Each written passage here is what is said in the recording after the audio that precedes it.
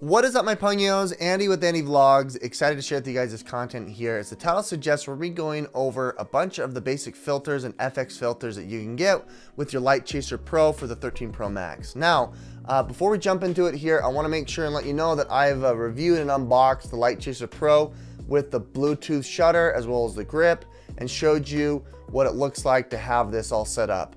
Now, check that up above in the links in the description. What we're going to be doing today is going over all of the filters that I purchased. There's about 6 or 7 now that you can choose from, and unfortunately I didn't read the fine print, and I thought that the last year's filters would be compatible with this year's 13 Pro Max or 13 Pro or 13. They are not. They are not compatible. So make sure you know that when you're going into this, that you can't carry anything over from the previous, even the grip. The grip is completely different latching process, so you're going to need to consider that. With that said, guys, today we're going to be going over the Goldmorphic, the Bluemorphic, the VND 3-5, and the CP filter. Now, we probably won't dwell much on the CP filter because that's, you know, kind of a less used product that I'm really interested in. What we're going to do is we're going to unbox one of them, show you what that looks like, and then we're going to place all of them on here and demonstrate them out in the field and show you what that's going to look like here. But nonetheless, this is not a sponsored video. Polar Pro did not send any of these products to me. I purchased them myself. I bought the director's kit. I bought all the extra Anamorphic FX filters.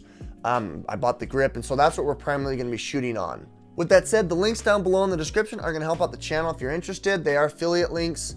Andy from the future here. I was actually able to get my hands on the Mist VND 3-5 for the LiteChaser Pro 13.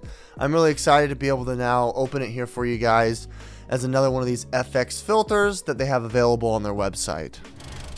This is many to choose from that you can. If you get one of the kits, it's actually a little bit cheaper to get like the VND filter and the CP filter together.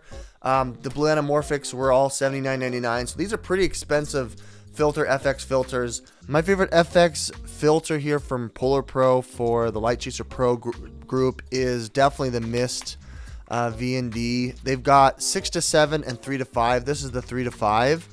It's exactly like all the other filters here. You've got a nice microfiber cloth, some minimalist type of inserts, and then you got the case VND filter itself. Just in the way of comparison here, it is a substantially larger filter like I showed you compared to the other filters. Both of them are VND Mist filters. They're labeled differently as such. Let's go ahead and open it and compare it real quick, see what we're looking at here, if this is something you guys are interested in. Both have the really cool case, kind of a lens case that flaps over it with the rubberization here on the sides. The idea is that you want to install it here first before you take off the case. If you notice here on the back side, it's a little bit different. It's much more square on the older one for last year. This is for the 12 Pro Max. This is obviously the 13. Much more circular in nature. I don't know if that's going to make it any different. I don't know why they decided to change it from one year to the other. All right, here they all are. They all look pretty much the same size, you know, same weight. Basically, each one of them has these hard shell flip cases that I think is terrific. Each one of these has like a rubbery case on top of that, and the way that you want to mount it is make sure you have the case on first. You don't want to be touching any of the lens at all. You mount it and then you can take off the lens. Same goes with taking it off. You want to put the lens cap back on and then slide it back off.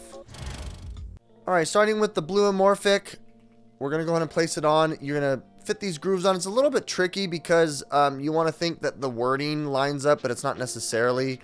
Once you get one of the grooves in there, the other one should pop right in. There we go. Once you feel it go in, you push down, and that's supposed to lock it into place. From there, like I said, you just kind of peel off the lens cap, and then that's good. You put it back where it came from. Here is the Bluemorphic. You can see that you've got these straight lines going across the lens. That's going to distort the light as it hits your camera, and it's going to give you the really cool flaring effect. It is a little bit wobbly, and that's because of this, you know, turning mechanism feels a little bit wobbly here, as you can see, but the grip, or at least the application here, seems really strong.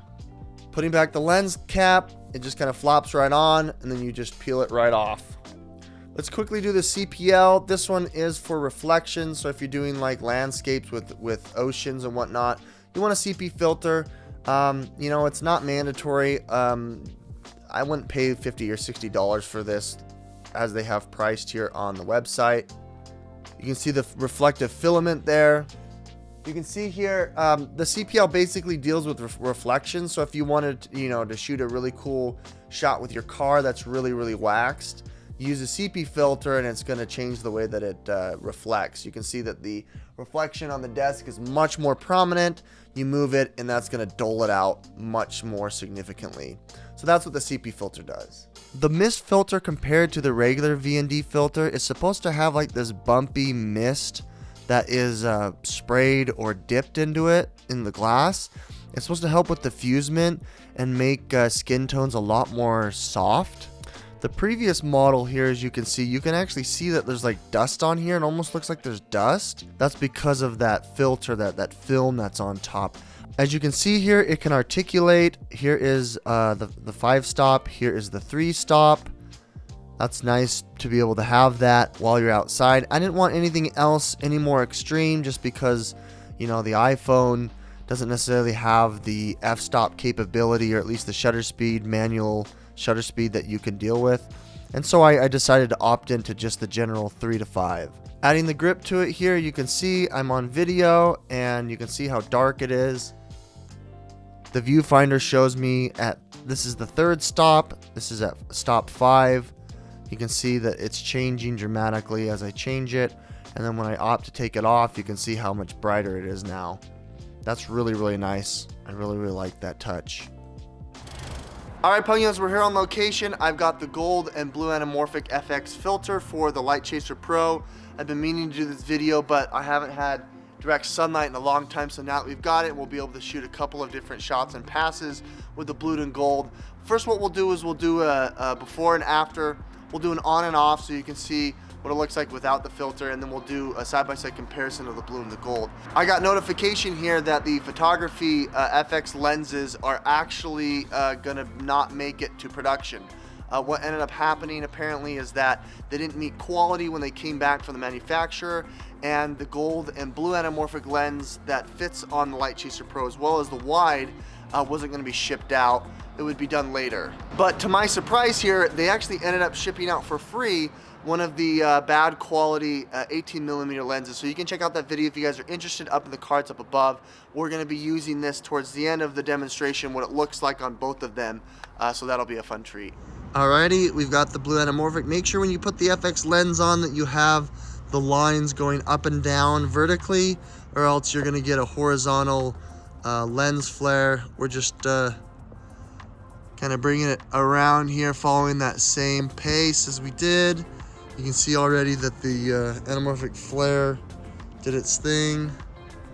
We'll back it up and bring it against the sun, getting you that really cool horizontal flare across the sky. That's about it. That's all you're getting. But I think that's fun. You can see it coming back through on the corner there as we bring it back. Gold anamorphic here. You can see it's giving you a slight yellow tinge to the footage. Bring it closer to the sun, you can kind of see the flare pop. Nope, not this time. Bringing it up. I mean, nothing out of the ordinary. We'll step back here. Now we'll get the flare with the sun. Ooh, look at that. That looks really cool. Gold across the sky. Still with that little tiny flare from the lens itself. It looks good. Okay, now for the side-by-side here, I'm just gonna pan straight up to the sun, and then we'll change the lenses here. There's 3x lens. Because the FX lens is right on top of all 3 modules, you get it all the way across. Looks like for the wide here, because it's located where it's at, you're not getting a full flare across the sky, even as I twist it. So that's actually a little disappointing. I was hoping that having the wide angle would be able to give you a better flare. It isn't until you hit the 1x that you get the full flaring across. Dang, I might return this. That's too bad.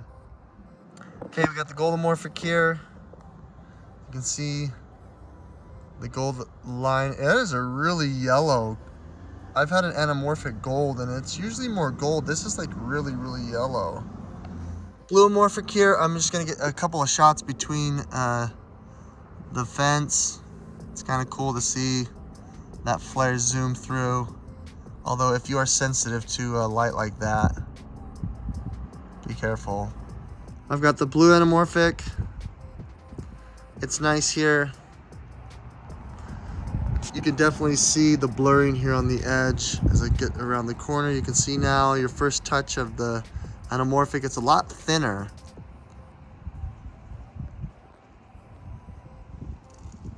The Bluemorphic here isn't giving you as thick of a line as the gold, but it's still nice to get that Anamorphic look on a cool 18 millimeter. You can definitely tell that the 18 millimeter has its issues, you know, especially right here. There's a lot of blur as the glass may not be cut as crisply as it should be, or it's just not aligned right. So, showing you here just my quick pass. You notice here on the edges that it does kind of blur, but it's nice getting that 18 millimeter wide. Going up here, you're gonna get a touch of the Anamorphic, which is cool. I like how it's got a tinge of gold as I'm panning and zooming. I'm gonna step back here and show you now what it looks like directly in sun. You're getting a nice gold ring all the way across. Since the lens is on the 0.1, I don't really need to zoom in and zoom out. And then if I want to, I can adjust where that is going based on the direction of the lines. But that's pretty cool. Okay, we've got the VND filter now on my face, as you can see. It's at setting 5, which is nice. I'm going to back up here with the harsh light. You can see what that looks like. Now that we're in direct light, I'm going to show you here that it just makes the face a little bit more creamy, a little bit more softer. I'm going to kind of pan around my face as we have the harsh light. You can tell as you contrast against it without it that, you know, it's able to smooth it. It gets you a better exposure, I think, in my opinion. Now we're going to expose it directly to sunlight. I'm going to go in front of the sun and kind of see what that looks like here. I think it gives you a better exposure despite being directly into the sunlight. I think that looks just fine. Continue to walk around here. You can see how my face looks in the shot. It isn't too bad. Okay, so now we're shooting here on a third-party app, showing you what motion blur looks like here, ideally with having a VND and having, you know, the Mist filter. I have it at 1/48, which is nice. Typically, you can't shoot at that, and you can see how much motion blur there is with my hand as compared to not. This is the same ISO f-stop without the filter on. You can see here that it looks about the same, but guess what? It's 1/2000. Once I get focusing on my hand, you can see now there's no motion blur. That's going to be one of the big reasons why you want something like this with the LiteChaser Pro. So it's going to be a little bit windy, but showing you here what it looks like when I run. This is 1/48 now, as opposed to the 1/2000, which is kind of crazy. You can see how much motion blur there is. Obviously, you want to have more of a static shot on a tripod if you want to get more motion blur, but this is what you're looking at. Alright, so here is the lens with it on, as well as the FX filter. You can see there's some issues going on here on the edges. There's a lot of blurring. That's because the lens itself had some issues. Around the edges here, you're seeing some serious spherical blurring. In the middle, though, it is pretty crisp. But right now I have it at 48. I have it 1/48 on the shutter. So you're going to get some pretty good, I guess, lens blur, which I think is really cool, as you can see. But you know, vlogging like this is a cool option here. The sun isn't like super high up in the sky, but it is enough here on the 5th VND setting here, not 3. I put it on 5, where you can still get it looking really, really crisp and really, really cinematic. So that's definitely an option there for you. All right, my pungios, well, that about does it here. LiteChaser Pro 13 with the FX filter mounts. I think it's cool. Having the 18 millimeter was a nice touch, being able to do that, you know, during the video here. Nonetheless, there are some issues with that lens for sure, having the fringe blurring on the edge. As far as the FX filter here, I would probably pass on this group. They are very expensive, and you only are able to use it technically with the 1X and the 3X. If you try to do it on the ultra wide 0.5X, you're not going to get the full flare across the screen, which is unfortunate. I was having some issues with the Goldmorphic. It was showing like a haloing, or at least a shadow of the lines across the screen. So nonetheless here, I think for the short term, if you want to have that anamorphic look and you don't have any other kit or set, this might be something temporarily that you use until you actually are able to get the Goldmorphic lenses, the anamorphic lens that'll come out later. It is unfortunate here that it didn't meet their quality, and so I'm still waiting for it, and I'll have that video out for you as soon as it comes out. Nonetheless here, if you guys are interested in any of these products, down below in the links in the description, I have other comparison videos, especially comparison of the 18mm with some of the other 18mm lenses here out in the market. Guys, my name is Andy with Andy Vlogs. I appreciate you watching this. Hit that like and subscribe button. We'll catch you on the next one.